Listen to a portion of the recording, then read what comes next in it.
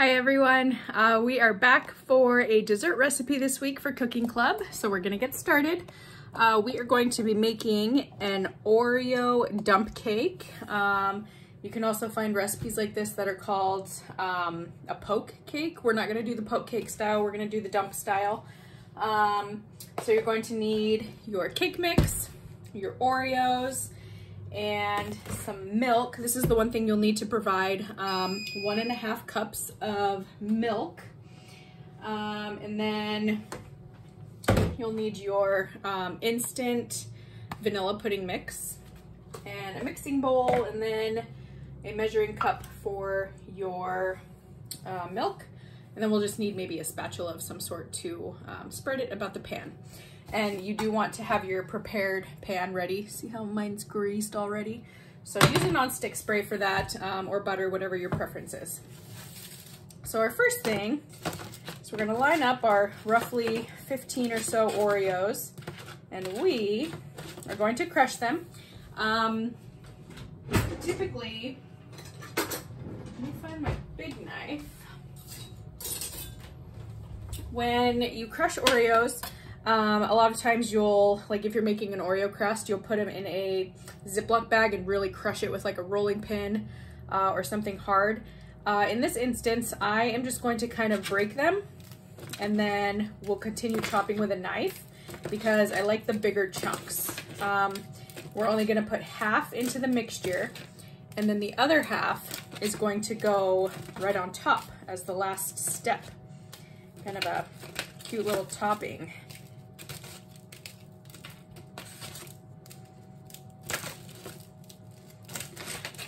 All right.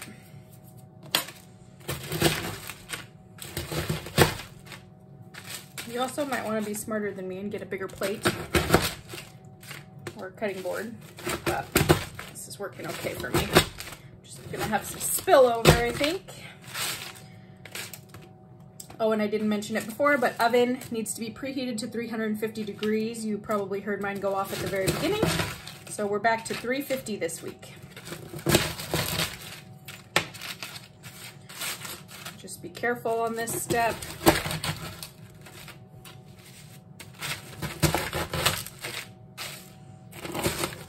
And they can be smaller. You can also do the crushing, you know, if you'd like. Roll over it with like a glass of some sort or a rolling pin, that's fine.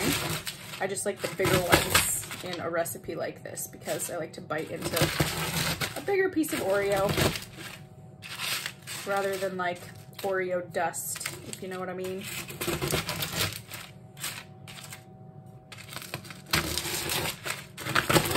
This is another one of those recipes. It's going to take some patience because once the cake itself is baking, we are going to have to let it come to a complete cool temperature before we do the Cool Whip and the remaining topping. Okay, so now you're also going to want to grab a whisk. You can use something else if you'd like, but a whisk is just really easy in my opinion. So we're going to go 1.5 cups of milk. You can use the milk of your choosing. There's one. And this cup that I'm using this week does have a half marker in there, so I don't have to eyeball it so much. And a half.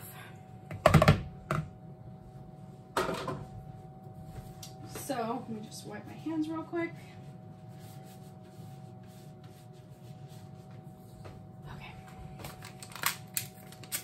Time to open the pudding box.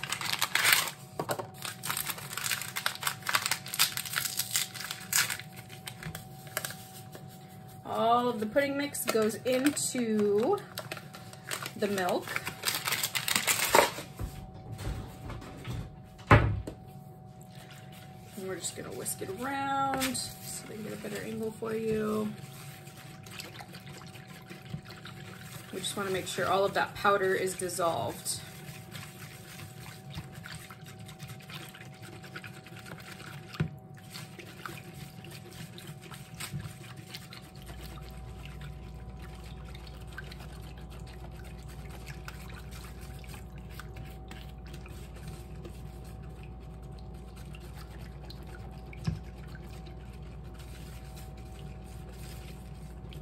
gonna kind of thicken up for a little bit. You'll see, this is instant pudding, so it's gonna start to do its thing.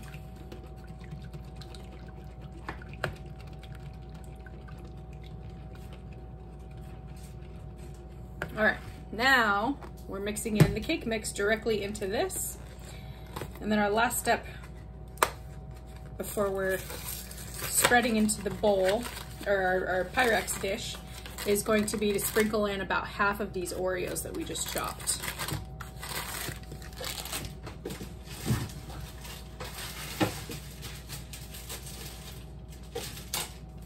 All right.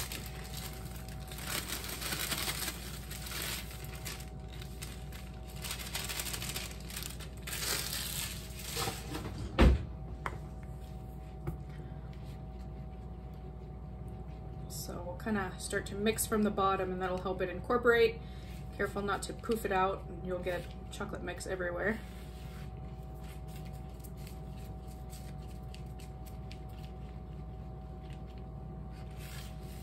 It's coming together.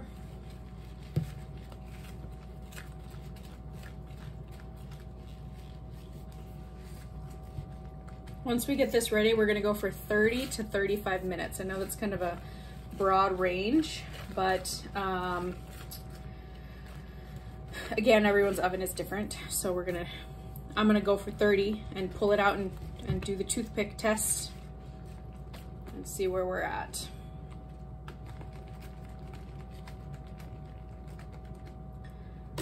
All right, and this mix, you'll see, has little bits of chocolate in it. So if you see lumps, they're the mini chocolate chips. All right, back to the Oreos. I'm gonna take about half my plate. Try to scoop them in there without making a mess.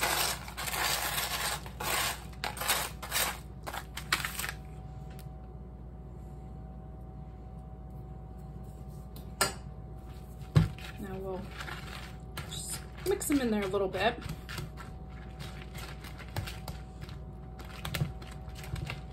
Okay. Next step, we can set our Oreos aside. Our prepared dish, meaning we've already sprayed it with a nonstick spray or butter, we're gonna go ahead and spread our cake mix in.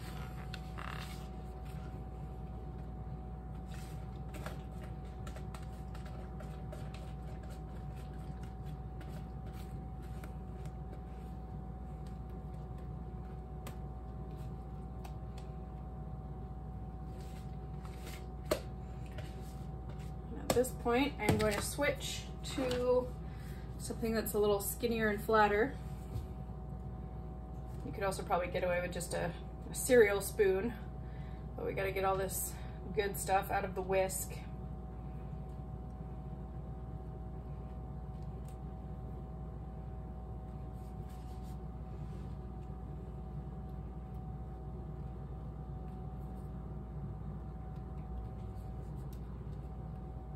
All right.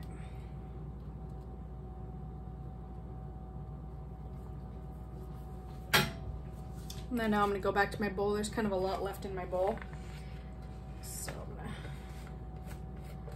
go through there, scrape out as much as I can.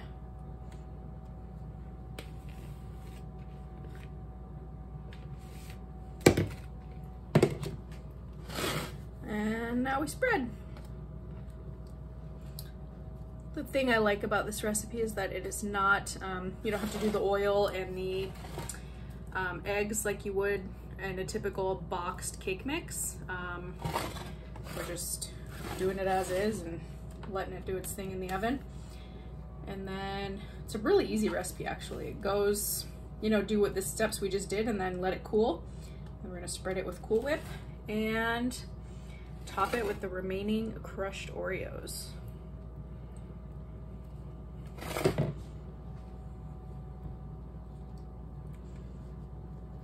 Right, so I'm gonna pop this in for 30 to 35 minutes. I'm gonna pull it out at 30 and do the toothpick test. If it's not done, we'll go in for a few more minutes, but 350 degrees for 30 minutes, and then we'll check it at the 30-minute mark. So I'll see you back soon.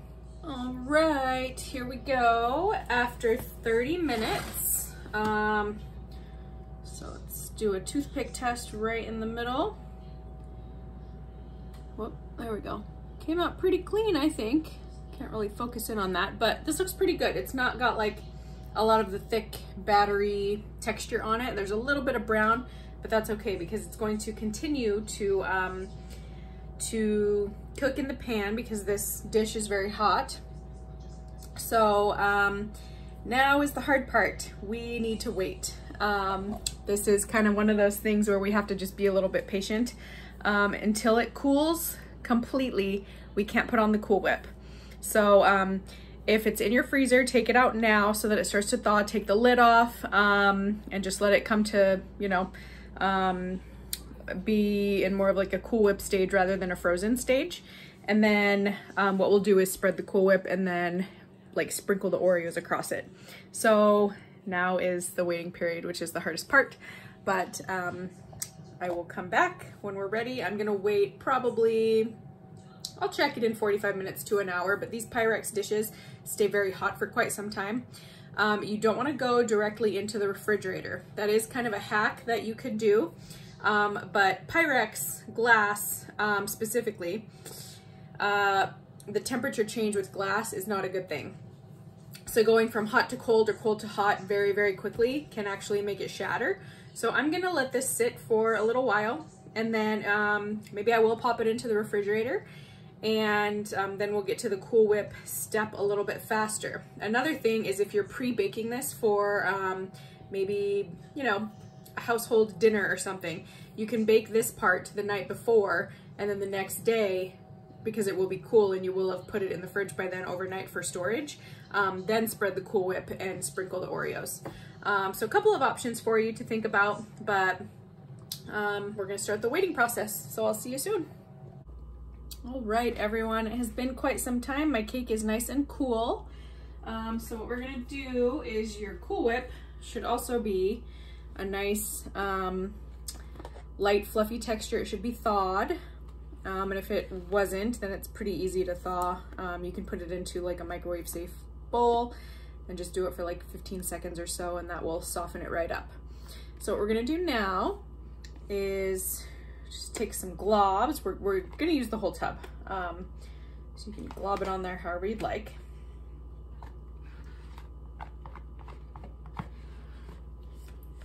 And then we'll spread it around. This is gonna be super good.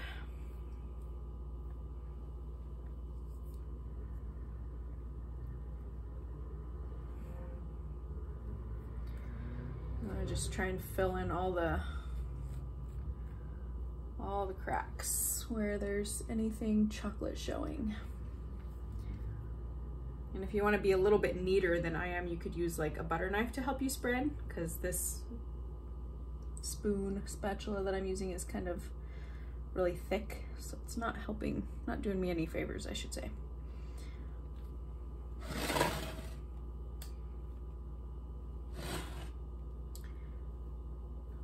Okay.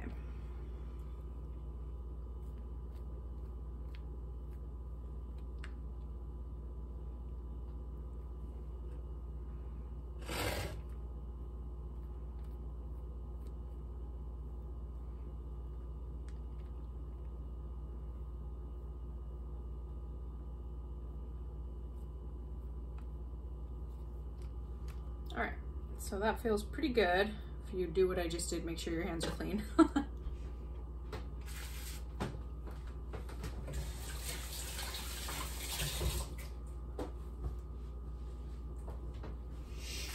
Okay, so now we are going to take the remaining chopped Oreos and just kind of sprinkle them on. And then this will go back in the refrigerator until you're ready to serve it. So you'll want to keep it covered each time you pop it back in the fridge.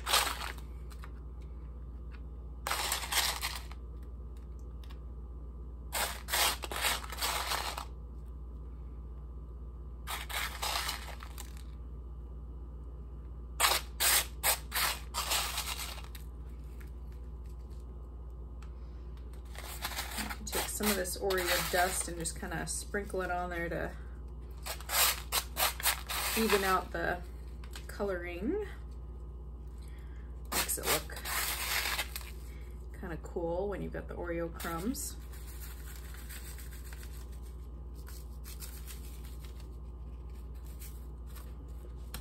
There we go.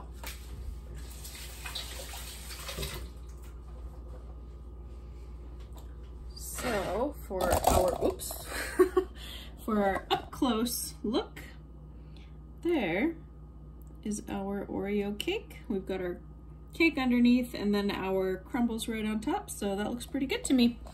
Let me know how this worked for you, if you did any other times for cooking, if you needed more or less, any suggestions to maybe make it better, something you would like. Another add-in that you could do is chocolate chips, white chips or milk chocolate. That would be super yummy too. You could mix it into the batter before you bake it, but you could also sprinkle it on top. Chocolate sprinkles, anything like that. So send me some pictures once you make this, and then I hope everyone enjoys it, and I hope you all have a good week, and I'll see you next time. Bye.